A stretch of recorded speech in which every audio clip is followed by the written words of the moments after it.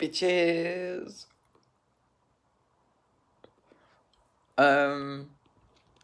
Okay, so this is a serious video. I'll just explain it as it happened to me. Okay, so I started rewicking. I mean, I've been rewicking my RTA for a while, but then suddenly I started rewicking it, and when I was always getting a dry toke. 5 times I rewicked it, I'm guessing, right? And I got a dry toke each time, and I thought, what the fuck am I gonna do, right? I mean, the mesh was fine. It was 100% perfect. You know, perfect arc. It was perfect, like the Mona Lisa. you know, it was perfect. Its shape. They had no dents in it, no bends, no anything, right? So what I'd been doing, right, is I'd been cutting 5mm.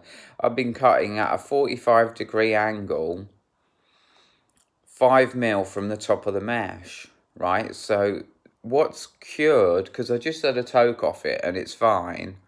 What's cured it, and if it isn't fine, I'll take this video down. I cut about a centimetre away from the top of the mesh at a 45-degree angle. And I just tucked it in, and I didn't tuck it in too hard. I just tucked it in. I made sure that it was all covered. You know that hole where you tuck it down into? The hole on the side.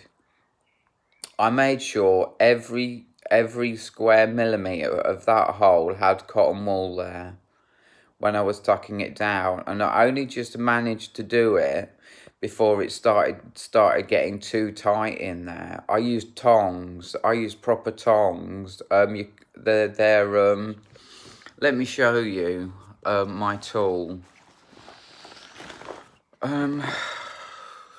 So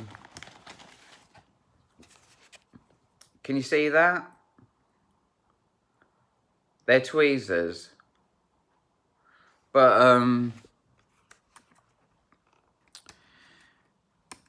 yeah, I'll just leave them there. They're tweezers, and they come to a point at the end. They're like needles right at the very tip. They're very sharp. And I was using those. And hey presto, long story short, oh my God, help me, I'm 44, you know what I mean? And that goes for hey presto as well. I don't know, hey presto, whatever. So I toked on it, yeah. I left it for a couple of days to soak, and then I toked on it. I had 4 tokes. I went up to about 4.7 seconds on one of the tokes, and it was beautiful. There was no dryness, because you can taste the dryness. There was no dryness, and I think it cured the problem. So to go over the things that I did again, when I did it those 5 times when it was always dry, I was cutting at a 45-degree angle, 5mm from the edge of the coil, the mesh, right? And I extended that to 10mm. Okay, so that's one thing that I did. The other thing is that I just very, very carefully made sure that every square millimetre of that hole was covered. Did it really carefully, being careful not to push too much down, because if I'd have pushed too much down, it would have got blocked. I was kind of just pulling little tiny bits and pushing them right to the bottom, you know, grabbing with them tweezers tiny little bits and pushing them right to the bottom, and doing it and doing it and doing it, and then and then just grabbing bits everywhere and just pushing them in all from all different areas, not taking one large bit, tweezing it and shoving it in, you know what I mean? Just tweezing tiny little bits and pulling them in, and then again, and pull it in and pull it in and pull it in.